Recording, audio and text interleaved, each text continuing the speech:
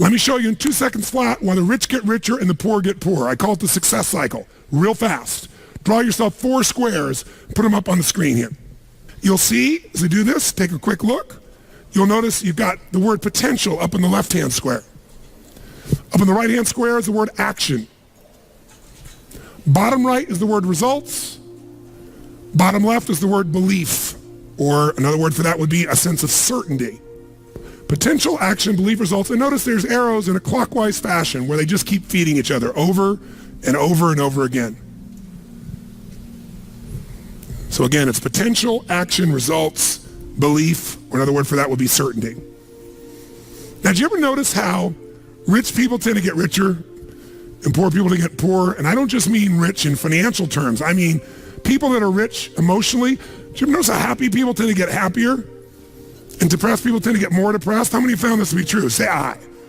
It's because the power of momentum and what I'm about to show you. So let me show you something here. What's the potential of any human being? You tell me, quick. Unlimited. Do most people's results reflect that true potential? Yes or no? No way. Why? Because most people aren't taking enough what? But is it possible to take a lot of action and still get lousy results? What if you got a salesman that works for you and they walk out and they knock on 100 doors and they say, you wouldn't want to buy anything from me, would you? Or they don't say that verbally, but they say it non-verbally. Is that going to affect their results? Yes or no? So it's not enough even to take enough action, because when we believe it's not going to work or we're uncertain, does that affect how much of our potential we tap? Yes or no? See, if you don't think it's going to work, you're not going to put out a bunch of your energy when you think it's going to fail. And by the way, when you're not sure, you tap little potential. Do you take little or a lot of action? When you're not sure, when you think it's not going to work, do you take massive action or little action? Now, when you take little potential with little action, what kind of results do you get? Little lousy results. And when you get lousy results, what does that do to your belief? You go, see, I told you it wasn't going to work. Told you it was a waste of time. And then, by the way, when you have less belief, how much more potential do you take? More or less? If it's possible, you tap less potential, more or less action. Less. And what happens to your results? They get even what? And now they got worse results. What does that do to your belief? And by the way, now you see the current economy. Isn't it true? Everybody out there is going, oh my God, the results are so bad, it's going to get worse in the future. So I better pull in my horns. There's less potential. So I'm not going to push as hard. I'm not going to take much action. Oh my God, I'm getting lousy results with little potential action. Oh my God, it's going to get worse. That's what creates a recession, depression, whatever you want to call it. How do you change that? A lot of people, and even a lot of businesses say, well, gosh, we train our people. Who's ever done this? You train your person, they do well for a while, and then they drop off in their skill set. I don't care if it's sales. I don't care if it's a technical skill, having to do with accounting or something on the computer. Who's experienced this with people you work with? Say aye. Now, you're highly motivated. It's your business, or you're the leader in the business, or you're the manager, or you're the head of the department, or whatever. So you got a lot of drive. So you bring emotion to the table, and you do enough repetition that you master it. They don't.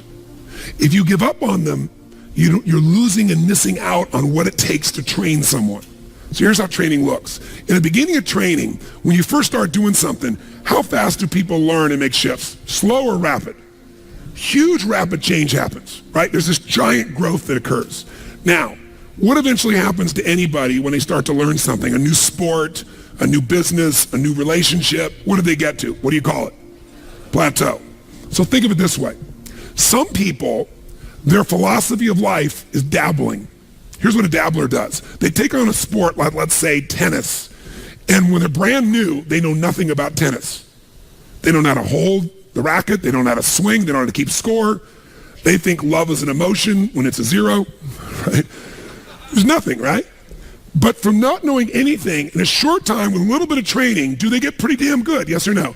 If this is 100% mastery and this is zero, they might go to 20 or 30% growth like that within a few days, a few weeks. How many follow what I'm saying here? Say aye. Now what's interesting is, will they top out? Yes or no? There'll be a point in which they plateau. What's a plateau? It's when you're doing the same amount of effort, but you're not getting the same level of reward. You're not making the same progress. So in the beginning, how hard is it to make progress when you're a brand new company? I mean, Creating a product is progress. Selling your first customers is progress. Getting your first account is progress. Pretty easy, right? When you're in a new relationship, just learning about each other and connecting and being intimate, there's progress, right? In playing tennis, taking up a sport, there's so much progress. But in every human being's experience, there's a point where you're working just as hard, but not making so much progress, and people don't like that. That's why I told you this. And what some people do at that point, if they're a dabbler, they decide to quit. This is obviously the wrong job for me. This is obviously the wrong sport. This is obviously the wrong partner. I shouldn't be in a relationship with this person. The minute they get to a point where they're not being fed, their ego is not being fed, they're not growing, they quit. And so if this was, for example, a dabbler who was in a position of tennis, they might quit tennis and now they say, you know what, I'm not a tennis player, I'm gonna do racquetball. And they get so excited about racquetball because like, oh, this is cool, look at this, because within a few days, what happens if everybody? They start from zero and what happens? Lots of what? Tell me, lots of progress, which feels really good, really fast. They didn't know how to racket. They didn't know how to turn. There were walls all around them and a ceiling. In a few days, bam, they're smashing off the back wall and the side wall. They're doing things Z's. And I mean, it's really cool. Plus, they get a new outfit and stuff, so they look cool. They got goggles. They join a new club. There's all this progress and stuff. So guess what? Grow, grow, grow, grow, grow. Everything's great, great, great, great, great. But eventually, who knows what happens? Eventually, they hit a plateau. And guess what? Rather than training themselves further for mastery, what do? They say it's the wrong sport. I shouldn't do this. I shouldn't be a racquetball player. And if I was going to show you as an example, let me grab this real quick. If they've gone out and they've made all this progress, they're real happy. They go, go, go. They're growing, growing, growing. Boink, they hit this plateau. Wrong sport. Not a tennis player. Go up like this, boink, racquetball, all of a sudden, working hard, not getting the result, wrong thing, wrong relationship, wrong job, wrong mission. So then they go out and play golf and they go, boom. They don't even get the progress. And they go, I didn't need to use the F word that many more times in my life, right? You know, different piece. Now that's what a dabbler does. And by the way, dabblers by their nature are unhappy. Think about this. Even with all the economic challenges that exist, most people in North America for sure have a better quality of life than 95% of the planet. 95% of the planet is living on what? How much? 2/3 of the planet, I should say, is living on $2 a day. Your worst nightmare is somebody else's greatest dream. Most of the planet's greatest dream. Your idea of economic downfall is somebody's dream. That's the truth.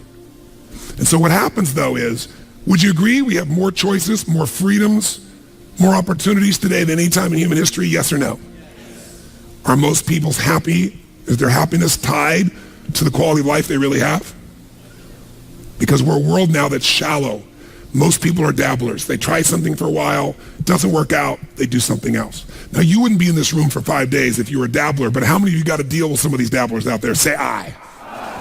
Dabblers are the people you want to make sure you keep off your team or get off quickly because they're going to quit anyway. And the time, energy, and effort it takes to train a dabbler is the same energy you could have a platinum player. And we're going to show you some ways to do that later on. But let me show you another path for a second before we show you the rest of the training effect. Let's take the path of what I call a stressor. Here's the stressor's philosophy. I find the way. Who can relate to this? Say I. I'm going to find the way, I'm going to achieve it. So they take up a sport like tennis, and it goes like this, and they're doing really, really well, and it's going really good, but eventually, boink, they hit a plateau. Here's the difference. Does the stressor quit? Ever quit? Yes or no?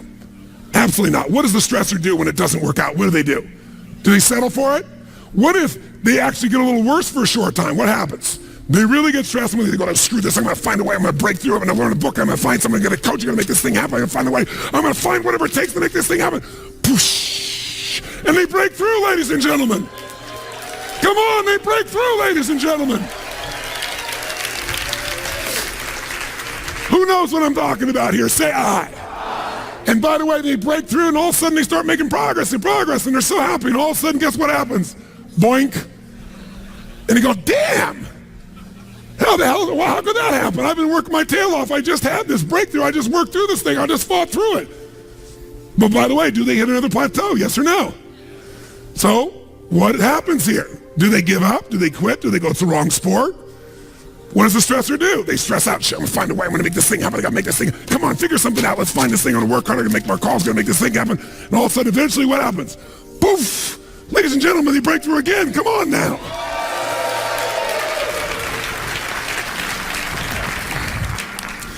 And by the way, they eventually get where they want to be.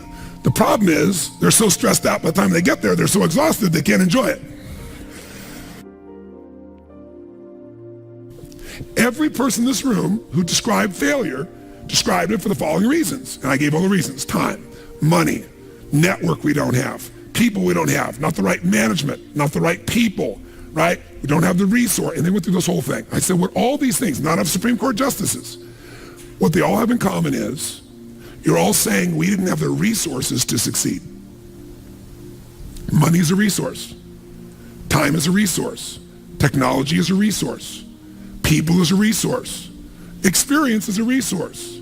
Supreme Court justices are so many resources, right? And they all agreed. I said, here's the only problem. I said, in my experience, and you correct me if you're wrong, and I want an honest answer. When we get out of ourselves and we look at human beings and their ability to succeed or fail, how many people you've ever met who did not have the resources and they beat somebody who had all the resources? I said, resources, when you look at the most powerful and effective people in history, were never the problem. They didn't have the resources, but they got them. How do people get resources when they don't have them? The answer is they're resourceful. The ultimate resource is resourcefulness. That's what makes someone successful. And here's what's great about resourcefulness. Who has it within them? Who? Who? Every human being, but the question is whether you access it or not. Now, strategic innovation is different than just constant, never-ending improvement. Constant, never-ending improvement is a very, very important principle. If you're not constantly improving, you're definitely going to be passed up by your competition. But if you're thinking about strategic innovation, what it really means to me is rewriting the rules for competition within an industry, within an area.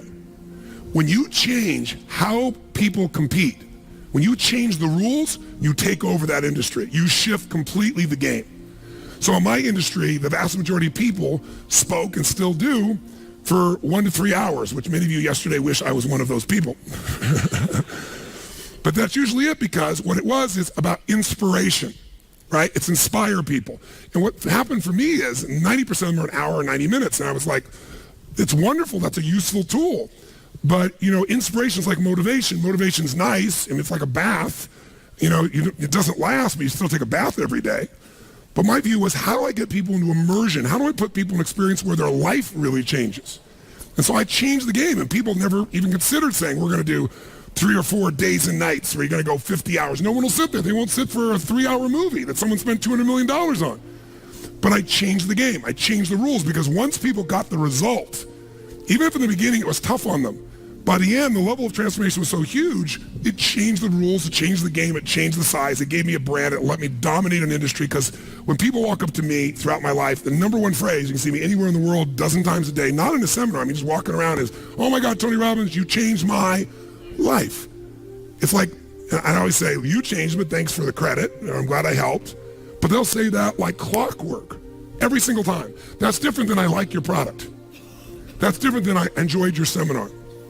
You changed my life. That changes the rules for competition. That created a different way of competing. Now, I didn't do it to compete. I did it because my passion was, I love people, and I don't want them just to be inspired for the moment. I want to make sure they really have the tools, the skills, the ability, the shift that creates a lasting change in their life. And I wouldn't settle for anything less. So you don't have to do it to compete.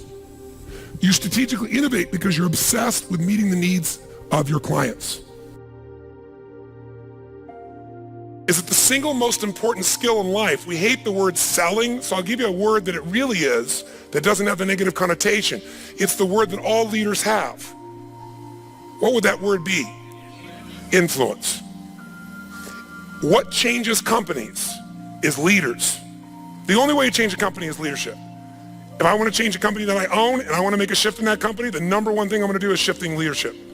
That might be taking leaders to a different level. That might bring new leaders in. That might be new leaders of new voices with new perspectives, with new skill sets, new directions. But we need to take things to another level. Leaders solve problems and leaders maximize resources. If you're going to solve problems, you can't do it yourself or it would have already been solved.